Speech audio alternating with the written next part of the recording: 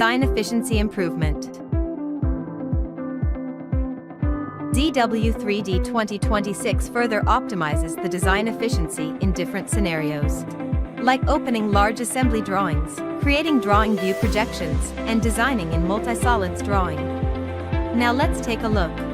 Compared with ZW3D 2025, the efficiency of opening large assembly drawings in ZW3D 2026 has been further improved.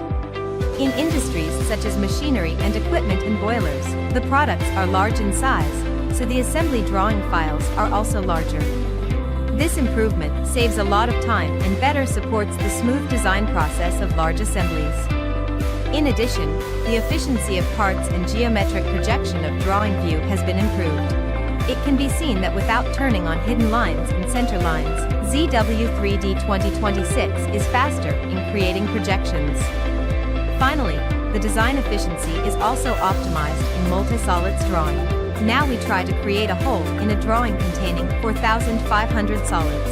It can be seen that the hole creation speed in ZW3D 2026 is much faster than that in 2025. ZW3D 2026 has improved efficiency in different design scenarios, greatly improving the work efficiency of designers. Download it now to try it out.